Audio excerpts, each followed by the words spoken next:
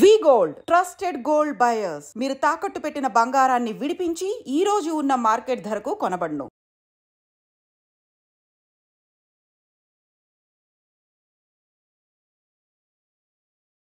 మొన్న జరిగిన సంఘటన తీసుకుంటే ఇది ఫస్ట్ టైం సివిలియన్స్ మీద దాడి అయినగా మనం భావించాం.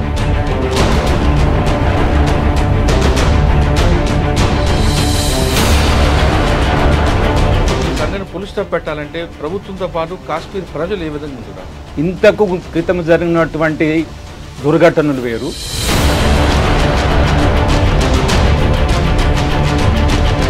అటువంటి సంఘటన మీ సర్వీస్లో ఎప్పుడైనా జరిగిందంటారా? అంటే ఒకసారి ఛత్తీస్గఢ్లో 6ను 30 మంది వరకు చంపేశారు ఆ పైన. కానీ అక్కడ ఇది ఒక ప్లాన్ ప్రకారంగా జరిగినది. వాళ్ళ ఉద్దేశం ఏంటంటే ఎప్పుడైతే భారతదేశం అభివృద్ధి చెందుతుందో మన దేశంలో హిందూ ముస్లిం పాక్ చీఫ్ మాట్లాడడము, 2 టెర్రరిస్టులను మన దేశం పైకి ప్రోద్బలించినట్టని నేను భావిస్తున్నాను. పాకిస్తాన్ ప్రజలు మంచోళ్ళే కానీ ఆర్మీ మాత్రం విలన్గా ఉంటుందంటారు, వాస్తవంటారా? అది వాస్తవం. అది పాకిస్తాన్ ప్రజలు గుర్తించాలి. పంపుతున్నప్పుడు వాళ్ళు కూడా బాధపడాలి. ఆ విధంగా ఎందుకు చేస్తుందో, ఆర్మీ ఎందుకు ఈ దుశ్చర్యకు పాల్పడుతుందని వాళ్ళలో విప్లవం రావాలి. అప్పుడే పాకిస్తాన్ బాగుపడుతుంది. అక్కడ ప్రజల్లో రావాలంటే కాశ్మీర్లో ప్రజలు పట్ల రావాలి. అక్కడ ప్రజలు రావాలి. కాశ్మీర్ ఉన్న వెల్కమ్ టు ఐ డ్రీమ్. కాశ్మీర్లో కాల్పుల మోత ఆగిపోవాలంటే, చక్కటి టూరిస్ట్ ప్లేస్లో పర్యాటకులు తిరగాలంటే ప్రభుత్వం ఏం చేయాలి, ముఖ్యంగా కాశ్మీర్ ప్రజలు ఏం చేయాలి అనే అంశంపై ప్రస్తుతం అంతా మాట్లాడడానికి జమ్మూ కాశ్మీర్ రిటైర్డ్ డీజీ గోపాల్ రెడ్డి గారు ప్రస్తుతం అంటున్నారు. ఆయన అడిగి చాలా క్లారిటీ తీసుకుందాం. ఆయన జమ్మూ అండ్ కాశ్మీర్లో సుదీర్ఘకాలం పనిచేశారు. చాలా law and order problems face చేశారు. చేసిన ఈ క్రమంలో ఎలాంటి ఇష్యూస్ వస్తాయి, అసలు పర్టికులర్గా కాశ్మీర్లో ఏం జరుగుతుంది, మొన్న జరిగిన ఘటనకి మనం ఎలా భావించాలి, దాన్ని పులి స్టాప్ అంటే ఏం చేయాలి అనేది సార్ అంటే తెలుసుకుంటాం. సార్ నమస్తే అండి. నమస్కారం అండి. సార్, జమ్మూ కాశ్మీర్లో మీరు చాలా కాలం పనిచేశారు. మధ్యలో కొంతకాలం తెలంగాణకి, ఆంధ్రప్రదేశ్కి వచ్చి వెళ్ళిపోయారు. మీ కెరీర్ అక్కడ స్టార్ట్ అయింది. జమ్మూ అనేది కొంచెం ప్రధానంగా కొంత ప్లెయిన్ ఏరియా ఉన్న కాశ్మీర్ అనేది మనకి ఎప్పటి నుంచి రగులుతుంది. అది మన తరతరాల నుంచి దాని గురించి కొట్లాడుకుంటున్నాం. మొన్న జరిగిన సంఘటన తీసుకుంటే ఇది ఫస్ట్ టైం సివిలియన్స్ మీద దాడి అయినగా మనం భావించాలి. ఎందుకంటే ఇంతకుముందు జరిగినప్పుడు సిఆర్పిఎఫ్ మీదో లేదా ఆర్మీ మీద అటాక్ చేయడం, కానీ అంతకన్నా సివిలియన్స్ మీద అటాక్ చేయడం ఇది ఫస్ట్ టైం. అది కూడా మతంగా విడగొట్టి మరి చూస్తున్నారు. ఈ సంఘటన మనం ఎలా భావించాలి, ఈ సంఘటన పులి స్టాప్ పెట్టాలంటే ప్రభుత్వంతో పాటు కాశ్మీర్ ప్రజలు ఏ విధంగా ముందుకు రావాలి? ఈ ఏప్రిల్ 22కు జరిగిన దుర్ఘటన చరిత్రలో కానీ దేశ ప్రజలు కూడా మర్చిపోయినటువంటి దినము. ఆ దినాన్ని అని ఎందుకు చెప్పుకుంటున్నామంటే, ఎక్కడైతే ఈ యొక్క టెర్రరిస్టులు పహల్గామ్ దేశారాన్ లోపల వచ్చినప్పుడు మన యొక్క పర్యాటకులను చంపేటప్పుడు వాళ్ళు అడిగే విధానము అది మర్చిపోలేనటువంటిది. ఇంతకు క్రితం జరిగినటువంటి దుర్ఘటనలు వేరు, ఏప్రిల్ 22 జరిగిన దుర్ఘటన వేరు. ఎందుకంటే అక్కడ మతం గురించి ఇటువంటి సంఘటన మీ సర్వీస్లో ఎప్పుడైనా జరిగిందంటారా? అంటే మతం గురించి అడిగి చంపడం అనేది ఇంతవరకు జరగలేదు కాశ్మీర్లో. అంటే ఒకసారి ఛత్తీస్గఢ్లో 6ను 30 మంది వరకు చంపేశారు ఆ పైన. కానీ అక్కడ మతం కానీ అడగలేరు. అది టకా ఫైరింగ్ చేసి వెళ్ళిపోవడం జరిగింది.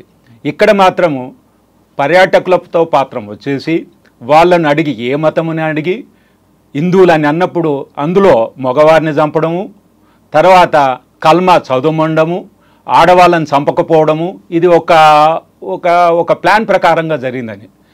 వాళ్ళ ఉద్దేశం ఏంటంటే ఎప్పుడైతే భారతదేశం అభివృద్ధి చెందుతుందో ఆ దేశం, మన దేశంలో హిందూ ముస్లిం ఒక కమ్యూనలిజం పెట్టురేపించాలని, ఆ పెట్టురేపించులో మనము ఈ కుల మత వ్యవస్థలో ఉన్నటువంటి విధానంలో మనం దెబ్బతినాలని, వాళ్ళు అట్టడిగి ఆర్థిక ఇబ్బందులో ఉండి మళ్ళీ ప్రపంచ దేశంలో ఏ గుర్తింపు లేకుండా ఉన్న పరిస్థితిలో మన దేశం గురించి పాక్ చీఫ్ మాట్లాడడము, 2 రాష్ట్రాలకు వేరుపడడము, దాని గురించి మాట్లాడడము, హిందువులంటే వేరు, ముస్లింలంటే వేరు, కల్చరు, క్యారెక్టరు, మతం అవన్నీ చెప్పడం వలన అక్కడి ప్రజలను మోటివేట్ చేయడమే కాకుండా వాళ్ళ ట్రైనింగ్లో ఉన్న ఈ యొక్క టెర్రరిస్టులను మన దేశం పైకి ప్రోద్బలించినట్టని నేను భావిస్తున్నాను. సార్ గతంలో మీరు చెప్తున్నట్టు సిక్కులు ఊచకోతప్పుడు కానీ మొన్న టెర్రరిస్టులపై అటాక్ ఇప్పుడు కానీ మన దేశానికి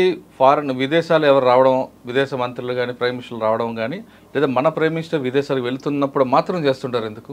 అది ఒక రకమైన పబ్లిసిటీ. కానీ ఆ సమయంలో చేస్తే పబ్లిసిటీ ఎక్కువ వస్తాయని వాళ్ళు ఊహించడము, అన్ని దేశాలు మాట్లాడుకోవడము.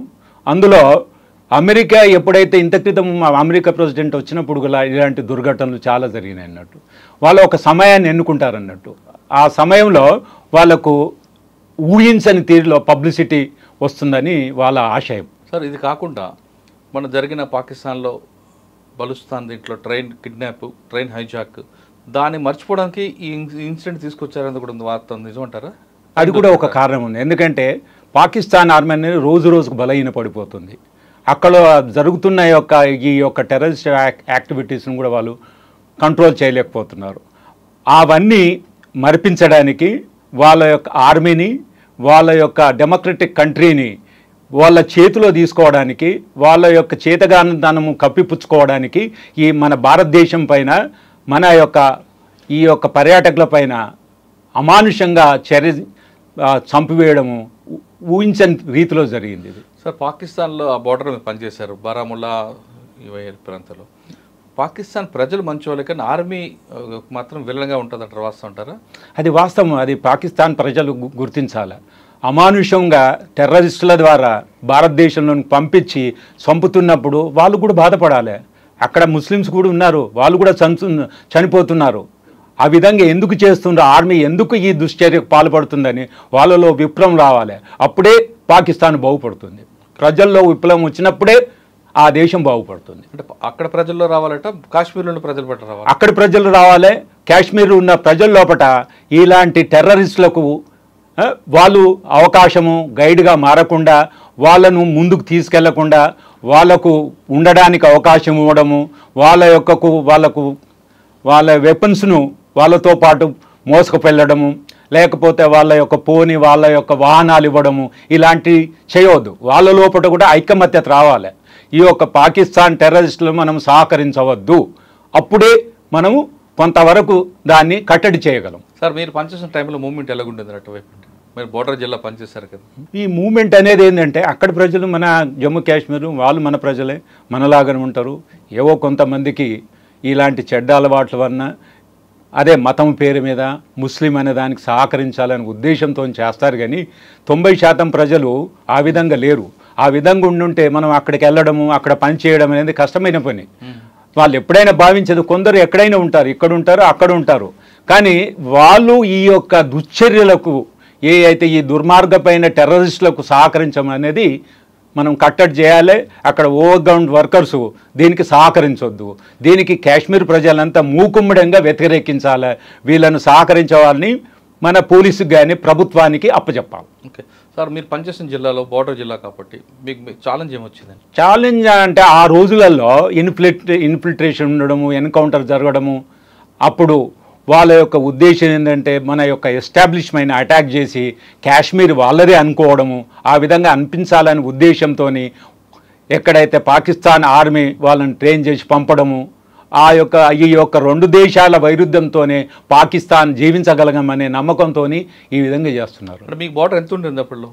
బార్డర్ చాలా దూరం ఉంటుంది కదా మనకు. కొన్ని ఇప్పుడు 3000 కిలోమీటర్ వరకు ఉంటుంది మనకు. మీ జిల్లాకండి?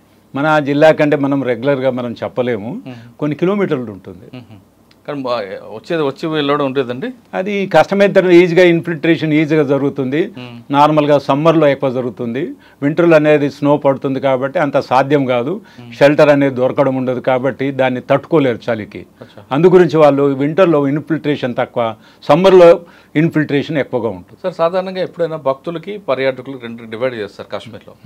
టూరిస్టుల మీద ఏమనకుండా డివోటీస్ మీద అటాక్ చేసేవారు. ఎందుకంటే అమర్నాథ్ యాత్రకు వెళ్తున్నప్పుడు చాలాసార్లు జరిగాయి. కానీ ఈసారి పర్టికులర్గా టూరిస్టుల మీదే టార్గెట్ చేయడానికి మనం ఎలా చూడాలంటారు దాన్ని? ఇప్పుడు మీరు ఇంతవరకు ఎవరైతే భక్తులపైన చేయకుండా భక్తులపైన చేయడము, టూరిస్టుల పైన చేయకపోవడం అనేది, భక్తులు అనేది కూడా మనకు జమ్మూ కాశ్మీర్ అనేది హిందూ మతం మీద జరుగుతుంది. అది కూడా ఆ భక్తులపైన చేస్తేనే మనకు కమ్యూనలిజం పెరిగిపోతుందని. మత సామరస్యాలు దెబ్బతిని మనలో మనం కొట్లాడుతున్నామని అది ఒక ఉద్దేశం. ఇప్పుడు కూడా జరిగింది అదే. అంటే పద్ధతి వేరు, అడిగి హిందువు అని తెలుసుకున్న తర్వాత సంపేషన్ కాబట్టి దానికి దీనికి తారతమ్యం ఏమి లేదు, రెండు ఒకటేనిగా మనం భావించాలి. కానీ ఎక్కువగా ఆగస్టులో దొరుకుతాయి కదండి, కానీ ఇప్పుడు మనం ఫిబ్రవరి, మార్చి, ఏప్రిల్లో స్టార్ట్ చేశారు వాళ్ళు. అంటే మనకు ఈ ఆర్టికల్ 370 తీసేసి యూనియన్ టెరిటరీ చేసిన తర్వాత 5 సంవత్సరాల నుంచి ప్రజలకు ఒక నమ్మకం అనేది జరిగింది. ఇలాంటి ఇన్సిడెంట్స్ జరగలేవు, రేర్గా 1-2 టూరిస్ట్ పైన జరిగినాయి.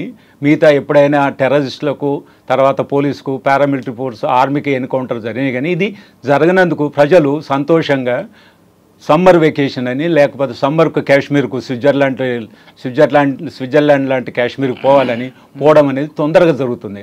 అంటే మన సెక్యూరిటీ బాగుందని, ఇలాంటి సంఘటనలు లేవని ఈ యొక్క టూరిస్టులు ఆ విధంగా ముందుకు పెరిగిపోవడం జరుగుతుంది అన్నట్టు. అందు గురించి వాళ్ళు ఇంకా ఈ ఏప్రిల్నే ఇప్పుడైతే ఏదైతే మినీ స్విట్జర్లాండ్ అంటున్నారో అక్కడ పోవడం జరిగింది అన్నట్టు. అక్కడ మనకు పోలీసు ఉండకపోవడము, అది తొందరనే వీళ్ళు ఈ ప్రాంతంకి వచ్చినాం కాబట్టి ఇంకో కొంచెం ముందు ప్రాంతంకి వెళ్తే అక్కడ ఆనందము, చెట్లు, ఇవన్నీ లోయలు ఉంటాయని, అది బాగా ఉంటుందని పోవడం జరిగింది అక్కడ సామాన్యంగా. సార్, కాశ్మీర్కి మెయిన్ ఎకనామిక్ అంటే టూరిజం, వేరే తక్కువ ఉంటుంది, యాపిల్ ఇవన్నీ తక్కువ. కానీ ఫస్ట్ టూరిజం మీద కాశ్మీర్స్ అందరు కూడా వస్తాయి. ఇటు లేక్ అని, లేదంటే పహల్గామ్ కానీ, గుల్మార్గ్ కానీ, సోన్మార్గ్ తిరగడానికి వస్తారు టూరిస్టులు. మీరు అన్నట్లుగా మినీ స్విట్జర్లాండ్ వాళ్ళకు వచ్చే ఆదాయం మీదే ఇప్పుడు దెబ్బ కొట్టారు. మీరు చెప్తున్నట్లుగా ఈ ఫిబ్రవరి, మార్చి నుంచి కొట్టేటప్పుడు ఇంకా వేరే టూరిస్టులు పోరు అక్కడికి. మరి వాళ్ళ కాశ్మీర్ అంటే ముస్లిమ్సే, హిందూస్ కూడా ఉన్నారు, వాళ్ళ కమ్యూనిటీ వాళ్ళ మీద ఆదాయంగా దెబ్బ కొట్టారు కదా. మనం ఏ విధంగా చూడాలి దీన్ని? అంటే మనం ఏ విధంగా అంటే వాళ్ళు భారతదేశం మీద దెబ్బతీయాలని, అంటే వాళ్ళ కమ్యూనిటీకి ఏం అవసరం లేదు, వాళ్ళకి ఇంకా వాళ్ళకి అవసరం లేదు. కానీ మతం అంటారు, మతం పేరే వాళ్ళని యునైట్ చేస్తారు. కానీ దెబ్బతీసేది భారతదేశం దెబ్బతీస్తే వాళ్ళ బతుకు తెరువు ముందుకు సాగుతుందని, వీళ్ళందరినీ ప్రపంచంలో గుర్తిస్తారని. ఎవరికి ఇది Pakistan is the epicentre for terrorism అందరికీ తెలిసిందే. కానీ అందరూ అనలేకపోతున్నారు. ఇప్పుడు మనం ఏలెత్తి చూపవలసిన అవసరం ఉంది. పాకిస్తాన్ గడ్డ నుంచి వాళ్ళ ముస్లిమ్స్, వాళ్ళ ట్రైనింగ్ ఇచ్చిన టెర్రరిస్టులు భారతదేశం పైన అటాక్ చేస్తున్నారు. కాబట్టి మనము ఒకటై మనం పోరాడాలి. ఇక్కడ మనం మతము, పార్టీ అని కాకుండా citizen is India, India is citizen అని ఆ విధంగా పోరాడితే ఈసారి మనం తప్పకుండా పాకిస్తాన్కి బుద్ధి చెప్పగలుగుతాం. అంటే బుద్ధి చెప్పే సమయం ఆసనమైంది. మన సర్జికల్ స్ట్రైక్ చేసే బెటరా, లేదంటే ఇప్పుడు కొన్ని ప్రకటనలు చేస్తున్న ఆ విధంగా వెళ్ళడం బెటర్ అంటారా? అంటే మనంతా మనము చెప్పడానికి అవకాశం లేదు. ఇప్పుడు మన అదే ఉన్నది, మనం ఏదో ఫ్రీడమ్ ఆఫ్ స్పీచ్ అని, డెమోక్రటిక్ కంట్రీ అని మీడియాలు, వార్తా సంస్థలు, యూట్యూబ్ ఛానల్స్ వాళ్ళ యొక్క ఒపీనియన్స్ వెల్లడించడం మంచిది కాదు. ఇది ప్రభుత్వం నిర్ణయించవలసిన విషయం. ఆ ప్రభుత్వంలో తీసుకునే టైం అయితే వచ్చింది. కానీ మనము అడగకుండా మన విషయాలు మన ప్రభుత్వం డిసైడ్ చేయకుండా మనం చెప్పడం మంచిది కాదు. ఇది మనం అందరం కట్టడిగా ఉండాలి. మనమంతా ఒక్కటి, మనం మతము, పార్టీలు వేరైనా భారతదేశం అనేది ఒకటి, మనమంతా పౌరులం ఒకటే అనే విధంగా భావించాలి. కానీ మన డిసిషన్స్, మన అభిప్రాయాలు రోజుకు 24/7 మీడియాలో చెప్పడం మంచిది కాదండి. అది మంచిది కాదు. అది మనం ఏం చేయబోతున్నామో మనమే క్యాలిక్యులేట్ చేసి సెనారియో 1, సెనారియో 2, ఇది తప్పండి. మనం నీ అంతలు నీవు ఎలా నిర్ణయించగలుగుతావు? మన శక్తి ఏంటి? గవర్నమెంట్ నిర్ణయించాలి. సార్, ఫైనల్గా చెప్పండి, కాశ్మీర్ని కాపాడుకున్న బాధ్యత ప్రభుత్వాందా, లేదా అక్కడ నివసిస్తున్న ప్రజలదా, లేదు ఈ ఆర్మీ చేస్తున్న పనికి వ్యతిరేకిస్తూ పాకిస్తాన్ ప్రజలు కూడా తిరుగుబాటు చేయాలి? మనం చెప్పేది ఇది అందరి మన బాధ్యత అండి. ప్రభుత్వంలో ఎవరున్నాము? మన ప్రజలే మన ప్రభుత్వం. మన పార్టీలు వేరైనా, మన మతాలు వేరైనా, మనమందరం ఒక్కటిగా భావించాలి. మన ప్రింట్, ఎలక్ట్రానిక్ మీడియా ఒకటిగా భావించి మన భావాలను మొదలే ఇతర దేశస్తులకు లేదా బయట పెట్టడం మానేసి కలిసికట్టుగా మనము పాకిస్తాన్ను ఎదుర్కొంటే తప్పకుండా మనం విజయం సాధించగలుగుతాము.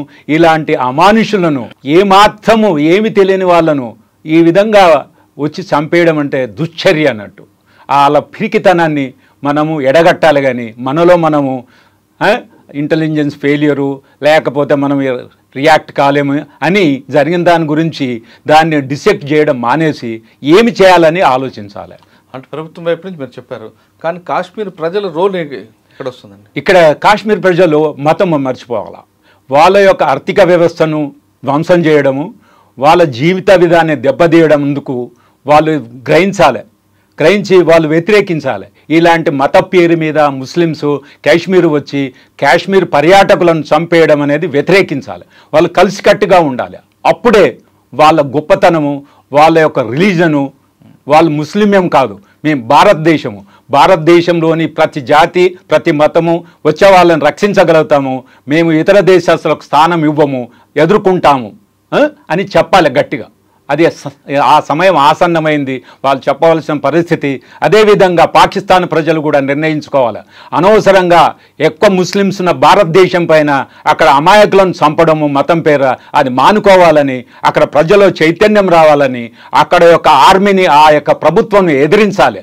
అప్పుడే ఆ దేశానికి మనుగడ, వాళ్ళు చక్కగా బతుకుతారు. పొరుగు రాష్ట్రాలతోనికి వాళ్ళకి అన్ని లాభాలు కూడా చెందుతాయని వాళ్ళు గమనించాలి. సార్, ఇప్పుడు జమ్మూ కాశ్మీర్ టాపిక్ మీద మాట్లాడుతున్నాం కాబట్టి, జమ్మూ కాశ్మీర్లో ఇన్సిడెంట్ కొలాప్స్ కాగానే క్లోజ్ అవ్వాలనుకుంటే అడ్మినిస్ట్రేషన్ ఎలా ఉండాలి? అక్కడ ఒక న్యాయబద్ధీకరమైన అడ్మినిస్ట్రేషను తప్పకుండా ఉండాలి.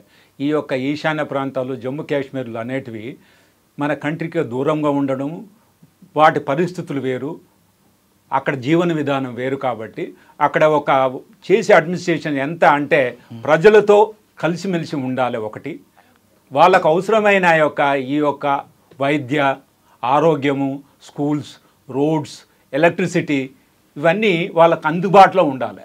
అక్కడ వాళ్ళను మనం ఎంకరేజ్ చేయాలి ప్రతి పనిలో.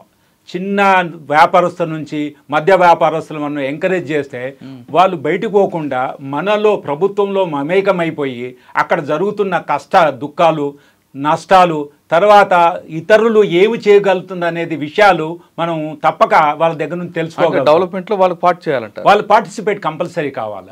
అప్పుడే మనం అక్కడ ఏం జరుగుతున్నాయి ఇలాంటి యొక్క టెర్రరిస్ట్ చర్యలు కానీ వేరే ఇతర దేశస్తులు రావడం కానీ మన మతం పేరు మీద మన ప్రజలను పురిగొల్పడం కానీ మనపై పురికొల్పడం కాకుండా వాళ్లకు ఉండడానికి అవకాశం ఇవ్వడం ఇలాంటివన్నీ జరుగుతుంటాయి. ఎప్పుడైతే మనం ప్రజలతోనే ప్రభుత్వం మమేకమై ఉంటుందో చిన్నవారిని పెద్దవారిని కలుపుకొని మనం ప్రభుత్వం ప్రజలకు అనుసంధానంగా ఉండి వాళ్ళ యొక్క ప్రాబ్లమ్ సాల్వ్ చేసినప్పుడు తప్పకుండా ప్రజలు మనకు అక్కడ కష్టాలను కాకుండా ఏదైనా సమస్యలు ఉన్నప్పుడు ప్రభుత్వం చెవిలో వేస్తారు. అలాంటి పరిస్థితి ఏర్పడాలంటే వాళ్ళని వేరుపాటు చేయకుండా వాళ్ళని ప్రతి డెవలప్మెంట్ కార్యక్రమంలో మీరు యాడ్ చేయమంటారు. తప్పకుండా ప్రజలకు ఒక నమ్మకం కలుగుతుంది, మన కోసం ప్రభుత్వం పనిచేస్తుంది. అంటే నేను చెప్పాల్దలుచుకుంది ఏంటంటే అక్కడ చిన్న చిన్న సమస్యలు కానీ చిన్న చిన్న పనులు కానీ మధ్య లెవెల్ వర్క్ కానీ ఆ లోకల్ ప్రజలకు లోకల్ కాంట్రాక్టర్కి ఇవ్వాలి. అంటే వాళ్ళకు జీవనోపాధి కలుగుతుంది, ప్రభుత్వం మనలను కేర్ టేక్ చేస్తుందనే ఒక నమ్మకం విశ్వాసం కలుగుతుంది. అలాంటి వాళ్ళ ద్వారా కూడా మన సమస్యలు మనం తెలుసుకోగలుగుతాము. సడన్గా మనము ఏమాంటి ఆ సంబంధం లేని ఆఫీసర్లను కానీ డిస్ట్రిక్ట్ కలెక్టర్ కానీ అక్కడ డిప్యూటీ కమిషనర్ అంటారు వాళ్ళని కానీ ఎస్పీ కానీ స్టేట్ హెడ్ని కానీ అక్కడ ఏమాత్రం తెలియకుండా అక్కడ పనిచేయని వాళ్ళని కాకుండా వేరే వాళ్ళని వేస్తే ఏంటంటే వాళ్ళ యొక్క సంధి అంటే ఒక గ్యాప్ ఏర్పడుతుంది. ఆ గ్యాప్లో ఇలాంటి ఇన్సిడెంట్ జరిగినప్పుడు మనకు ఇన్ఫర్మేషన్ ముందు రాదు, అది ఒక వారధిలాగా ఏర్పడుతుంది. ఎందుకంటే అక్కడ రకరకాల భాషలు ఒకటి, తర్వాత వాతావరణం సరిగా ఉండకపోవడము, తర్వాత గుట్ట ప్రాంతంలో ఉండడము, రిమోట్ ఏరియాస్ ఉండడము, మనం తొందరగా చేరుకోలేని అటువంటి పరిస్థితి. కాబట్టి ప్రజలతో మమేకమై పనిచేసే ప్రభుత్వం కావాలి, నిజాయితీ ప్రభుత్వం కావాలా. ఇక్కడ మన సౌత్ ఇండియాలో కానీ నార్త్ ఇండియాలో జరిగే ప్రభుత్వాలకు అక్కడి ప్రభుత్వాలకు వేరుగా ఉండాలి. ప్రజలకు విశ్వాసపాత్రులైన పాలకులు ఉండాలి. అక్కడ గవర్నర్ నుంచి కానీ ప్రతి పై లెవెల్ నుంచి కింది లెవెల్కు ఆ ప్రజలతో మమేకమైన ఉన్నప్పుడు వాళ్లకు మన పైన నమ్మకం ఏర్పడుతుంది. మన సమస్యలనే కాకుండా వాళ్ళ చెప్పే వాటిని వింటారు, వాటిని సొల్యూషన్ ఇస్తారనే నమ్మకం రావాలి. అలాంటప్పుడు మనకు ఇలాంటి సమస్యలు వచ్చి మొదలై తెలుస్తాయి. మనం తొందరగా యాక్టివేట్ అయ్యి మనం చర్యలు చేపట్టవచ్చు, ప్రాబ్లమ్ సాల్వ్ చేయవచ్చు. సార్, మీరు కాశ్మీర్లో సర్వీస్లో మేజర్ ఆపరేషన్ చెప్పి నేను కార్గిల్ ఉన్నప్పుడు ఫస్ట్ కార్గిల్ షెల్లింగ్లు స్టార్ట్ అయినప్పుడు అక్కడ ప్రజలు చాలా భయపడిపోయారు. అక్కడ నేను ఒక్కనే ఉండిపోయాను, మిగతా ప్రభుత్వ ఉద్యోగులు ఎవరు లేకపోవడం, డిప్యూటీ కమిషన్ లేకపోవడం, వాళ్ళందరినీ వాళ్ళ యొక్క ఇండ్ల నుంచి వేరే ప్రాంతాలకు తరలించడం, వాళ్ళకి కావలసిన ఆహార పదార్థాలు, తర్వాత ఎలక్ట్రిసిటీ, వాటర్ అనేది కూడా ప్రొవైడ్ చేయడం జరిగింది. ఆ తర్వాత ఇన్ఫర్మేషన్ ఎప్పుడు వచ్చింది? మనకు అక్కడ బార్డర్ చాలా దగ్గర ఉన్నది కాబట్టి షెల్లింగ్ అనేది మనకు సౌండ్లో తెలిసిపోతుంది కాబట్టి అది ఒక ప్రాబ్లంగా ఉండదు. ఎందుకంటే 18-20 కిలోమీటర్ డిస్టెన్స్లో అక్కడ పాకిస్తాన్ మనకు దగ్గర ఉంది కాబట్టి అక్కడ ఇన్ఫర్మేషను అక్కడ ఉంటారు రకరకాల మనుషులు, ఏది బక్రవాల్స్ అని, గుజ్జర్స్ అని, వాళ్ళ ద్వారా కూడా ఇన్ఫర్మేషన్ వస్తుంది, వాళ్ళ మూమెంట్ అనేది మనకు తెలుస్తుంది. మీరు ఏం చేస్తారు సార్? ఇన్ఫర్మేషన్ రాగానే షెల్లింగ్ పబ్లిక్ సేవ్ చేసుకొచ్చారా? అక్కడ మన కార్గిల్ వరకు మొదలు కార్గిల్ పైన షెల్లింగ్ చేసినప్పుడు అప్పుడు మనకు సౌండ్ అని వచ్చింది. ఎక్కడెక్కడ వాళ్ళు అంటే ఫైరింగ్ చేస్తున్నారు ప్రజల పైన, లేకపోతే ఆ డ్యామ్ పైన, లేకపోతే ఎలక్ట్రిక్ స్టేషన్ పైన, సబ్ స్టేషన్ పైన అవి చేసినప్పుడు మనకు తెలిసిన వెంబడే వాళ్ళందరినీ వాళ్ళకు చెప్పడము, వాళ్ళందరినీ ట్రాన్స్పోర్ట్ చేయడము, ఎవరైతే ఒక ఎసెన్షియల్ సిస్టాన్ని చూడడానికి కొంతమంది ఉంచడం, మిగతావన్నీ షిఫ్ట్ చేయడం జరిగింది అన్నట్టు. కాశ్మీర్ కాపాడుకునే బాధ్యత కేవలం ప్రభుత్వానే కాదు, ప్రతి కాశ్మీర్ది కూడా ఉందంటున్నారు గోపాల్ రెడ్డి గారు. అంతేకాదు భారతదేశంలో ఉన్న ప్రతి పౌరుడు కూడా అది మన దేశం మీద జరిగిన అటాక్గానే భావించి అందరూ కలిసికట్టుగా ఉండాలి. ఇక్కడ కూడా రాజకీయాలు చేయకుండా ఎవరి కాదు మాట్లాడకుండా ఉంటే ఖచ్చితంగా మనం ఎప్పటికైనా కాశ్మీర్ మీద అప్పర్ హ్యాండ్ అవుతామని చెప్తారు. అన్నిటికన్నా ఇంపార్టెంట్ ఏంటంటే వాళ్ళు జరిగింది టూరిస్టుల మీద కాదు, దేశం మీద దండయాత్ర చేశారు కాబట్టి భారతదేశంలో ఉన్న ప్రతి మతం, కులం, మతం అని తేడా లేకుండా అందరూ ఏకతాటిపై ఉండి దాన్ని తీవ్రంగా ఖండిస్తే ఖచ్చితంగా కాశ్మీర్ సమస్యకు పరిష్కారం దొరుకుతుంది. అంతేకాకుండా పాకిస్తాన్ ప్రజలు కూడా పక్క దేశంలో మీద దాడుల మీద ఖండిస్తే అక్కడ ఆర్మీ కూడా బుద్ధి చెప్పిన వాళ్ళు అవుతారంటూ గోపాల్ రెడ్డి గారు చెప్తున్నారు. ఇది కాశ్మీర్ వ్యవహారంపై మాజీ డీజీ గోపాల్ రెడ్డి గారి అభిప్రాయం. వచ్చే వారం మరో ఇష్యూలో మళ్ళీ కలుద్దాం. అంతవరకు నమస్తే. Thank you sir. Thank you very much. జై హింద్.